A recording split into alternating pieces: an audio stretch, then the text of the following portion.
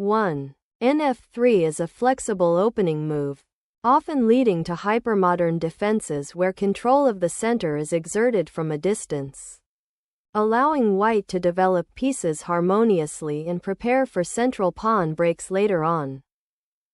By playing 1, d5, black immediately claims central space and challenges white's knight, leading to a symmetrical pawn structure that often arises in openings like the queen's pawn game.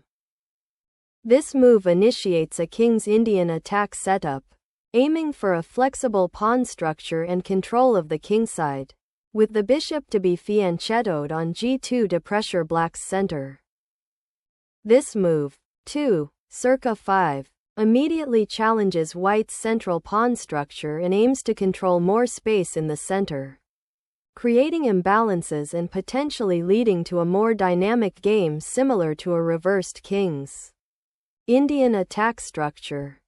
This move develops the bishop to a strong diagonal, eyeing the center and preparing for kingside castling, a common theme in fianchetto systems.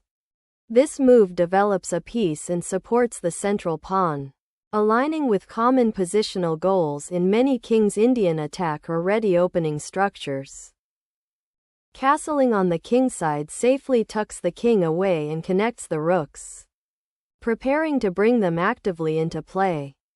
This move stakes a central claim and opens lines for the queen and bishop, preparing to contest the e4 square and potentially develop towards the kingside.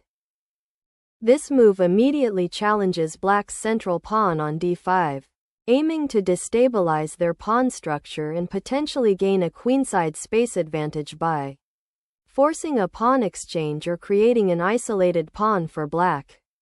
This move initiates a pawn break, aiming to destabilize white's central pawn structure and gain space on the queenside, a common theme in variations of the English opening. This move solidifies white's central pawn structure, preparing to develop the queenside pieces while also potentially creating a protected passed pawn on d3 if black advances their d-pawn further. This move develops the bishop to an active square, aiming to control the long diagonal and prepare for potential kingside castling or further central pawn pushes.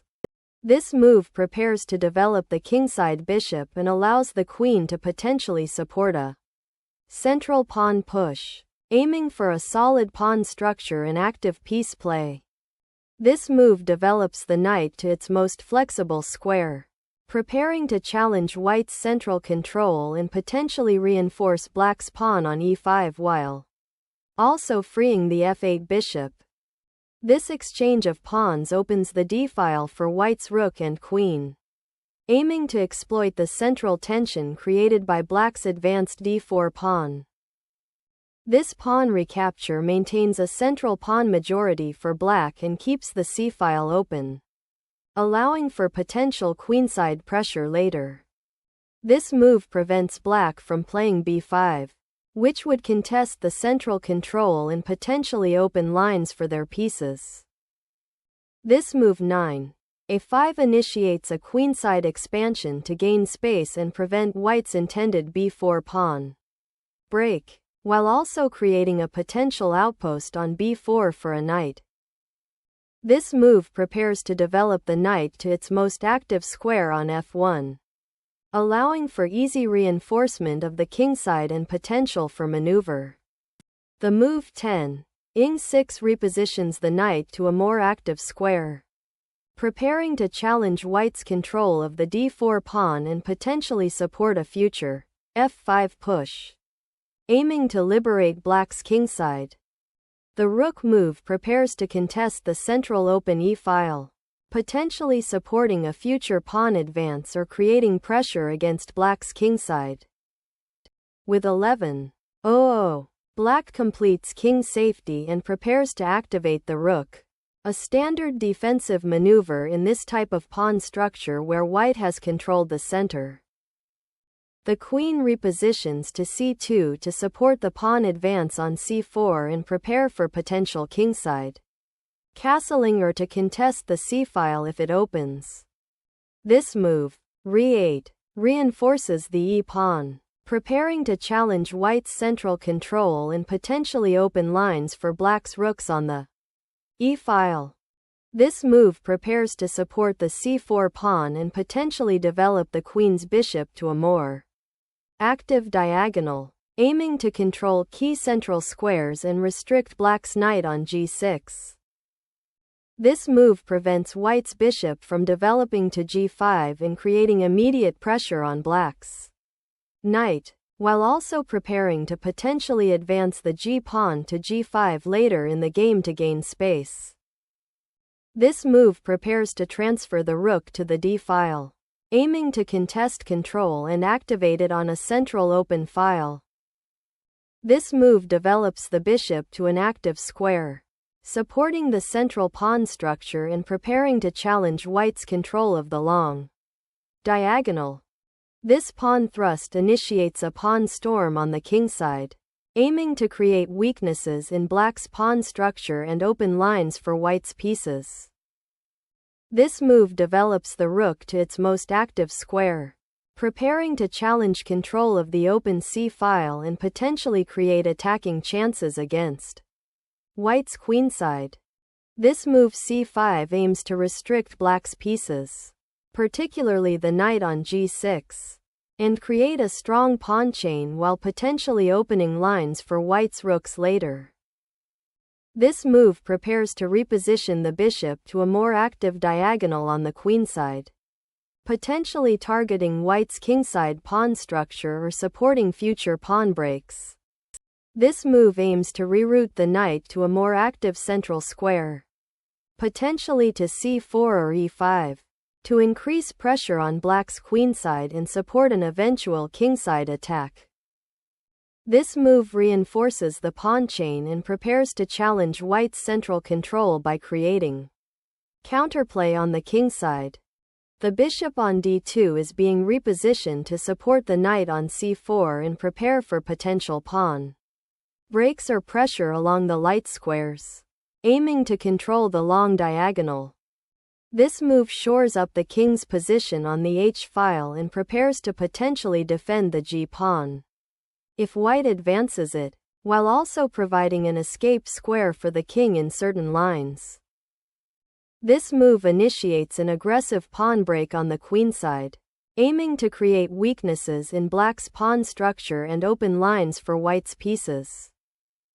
This pawn exchange on the queenside disrupts white's pawn chain and opens the a-file for black's rook, creating immediate tactical possibilities and aiming to exploit the weakened queenside structure. This pawn capture opens the a-file for the rook, creating potential pressure against black's queenside pawns and allowing white's own rook to become more active. This move maneuvers the knight to a more active square, aiming to support a potential nc6e4 advance or contest the crucial b4 square. This move repositions the queen to a more active square where it can support the advanced pawns on the queenside and potentially coordinate with the rook on the c-file. The knight's repositioning to b5 aims to contest the advanced c5 square, potentially disrupting white's queenside control and preparing for a more active role in the center. This move repositions the knight to a more flexible square, potentially eyeing g4 or f3 and supporting a kingside advance, while also offering defensive support to the d3 pawn. The move k7 prepares to challenge the c5 pawn and potentially reinforce the kingside if needed, while also eyeing the central squares. Ra1 is a well-placed rook maneuver aiming to control the open a-file and potentially support an advance on the queenside, while also preparing to reposition the rook to a more active central file if the opportunity arises. This move intends to defend the weak b5 square and prepare to activate the rook to the c-file or potentially a central file. This move repositions the rook to a more active file, aiming to pressure black's queenside and potentially control open lines as the pawn structure on the queenside continues to evolve.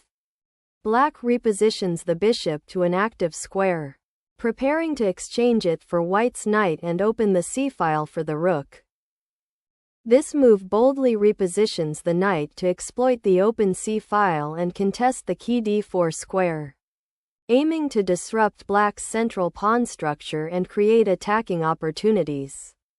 This move seeks to unburden the bishop from the compromised diagonal and prepare for potential pawn pushes on the kingside, while also offering some protection to the d4 pawn. This move centralizes the queen, supporting the knight on c4 and preparing to potentially exploit the weakened dark squares around black's king, while also eyeing the open c-file. This move redeploys the knight to a more active square, seeking to reinforce the queenside and potentially attack white's advanced pawns or create counterplay on the c-file. This move aims to exploit the weakened dark squares around black's king by repositioning the knight to a more active central outpost, potentially supporting an attack on the queenside or a central breakthrough. This move exchanges white's strong knight on c4 for black's bishop, aiming to eliminate a key attacking piece and potentially simplify the position while opening lines for black's rooks. The capture on d5 is a critical decision, resolving a central tension and opening lines, but it requires careful calculation to ensure the queen is not trapped and to assess the positional consequences of the resulting pawn structure. Black's aggressive pawn push aims to disrupt white's queenside space advantage and create counterplay on the kingside, but it weakens the e5 square and risks a tactical confrontation. The move qf3 repositions the queen to a more active diagonal, supporting the knight on c4 and preparing for potential advances or exchanges on the queenside. This move prepares to reposition the queen, potentially to b6 or a6, to exert pressure on white's queenside and support further pawn advances or piece activity. This pawn push aims to disrupt black's kingside setup and potentially open lines for white's pieces, creating attacking chances. This move initiates a repositioning of the knight to potentially control central squares and prepare for a pawn break in the center or on the kingside. This aggressive pawn push aims to exploit the kingside space advantage and open lines for attack, but it weakens the king's safety and can lead to tactical complications if not supported effectively. This move initiates a dynamic pawn break in the center, aiming to open lines for your pieces and challenge white's central control, though it weakens the kingside slightly. This move is a clear attempt to consolidate white's queenside pawn majority and prepare for a potential queenside pawn push, while also repositioning the queen to a more active square. This move challenges white's knight on c4, aiming to exploit the weakened pawn structure on the queenside and potentially open lines for black's pieces. This move repositions the rook to a more active file, supporting potential pawn pushes and preparing to challenge black's control of the 7th rank. This move repositions the rook to a more active file and prepares to challenge white's control of the center. This move ignites a tactical skirmish on the kingside, forcing a decision regarding the f4 pawn and potentially opening lines towards black's king. This move reroutes the queen to a safer square, unblocking the f-file for potential counterplay and preparing to defend the e7 knight from further pressure. The knight's repositioning to f3 aims to contest the advanced f4 pawn and potentially support a kingside initiative or prepare for a regrouping maneuver of the queen. This move repositions the rook to a more active file, aiming to challenge white's control of the center and potentially prepare for further pawn advances or piece activity on the kingside. nh4 aims to reposition the knight to a more active square, potentially g2 or f5. to support the pawn advance and create threats against black's king. This move repositions the rook to a more active square, aiming to support the f4 pawn and potentially prepare for future central pawn advances or to pressure white's kingside. This move repositions the bishop to a more active diagonal, aiming to support the kingside attack and potentially pressure black's queenside majority while defending against tactical threats. The black queen retreats to g8, allowing the f-pawn to advance and creating more space for black's pieces, while white's queen on g6 faces potential threats. This move activates the bishop to the active 5th rank, aiming to exploit the open diagonal and potentially participate in an attack on black's kingside or support a central pawn push. The knight reroutes via e7 to a more active square on f5, aiming to challenge white's advanced g4 pawn and potentially support a queenside counterplay. By exchanging queens, white simplifies the position, aiming to exploit black's cramped knight and potentially create attacking chances on the kingside. Due to black's exposed king, the exchange of queens significantly alters the strategic landscape, transforming a sharp tactical battle into a complex endgame where black's doubled pawns on the f-file create potential weaknesses despite the open g-file advantage. This exchange of pieces simplifies the position, leading to a king and pawn endgame where white's majority on the kingside is a significant advantage for generating a passed pawn. The recapture on g8 by the rook is necessary to avoid the loss of material, but it leaves black's king vulnerable and creates an exposed pawn structure on the kingside. This move solidifies the kingside pawn structure after the exchange of queens and minor pieces, aiming to prevent black from generating counterplay on the kingside and preparing to potentially advance the pawns further to gain space. This move opens the f-file, allowing black to activate their rook and potentially challenge white's advanced g4 pawn. But it critically weakens the kingside pawn structure. This move sacrifices the bishop for a pawn to open up the king's defenses, aiming to exploit the weakened pawn structure and create attacking chances for the remaining pieces. This move is a critical defensive maneuver to prevent the immediate loss of the bishop on c6. But it further solidifies black's pawn structure and allows white to potentially create a dangerous passed pawn with g5. This sacrifice on g6 is a desperate attempt to create counterplay by disrupting black's pawn structure and opening lines against the black king, hoping to exploit the exposed position of the black monarch. This move allows the king to escape the discovered attack and aims to regroup. But black must remain vigilant about white's active pieces and potential mating threats. The capture on e5 removes black's central pawn, opening lines and simplifying the position while aiming to exploit the weakened king's safety after the forced exchange of queens. After the exchange of queens and the pawn structure breakdown, recapturing the knight on e5 is a logical necessity to avoid losing material and maintain material equality. The recapture with the rook on e5 is a sound decision, solidifying the pawn structure and maintaining material equality after the recent exchanges, while preparing to mobilize the remaining pieces for the endgame.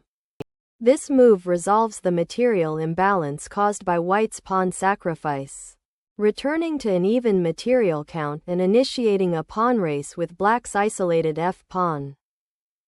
This rook capture eliminates a key defender on the 7th rank, opening lines for white's remaining pieces to exploit black's weakened king position.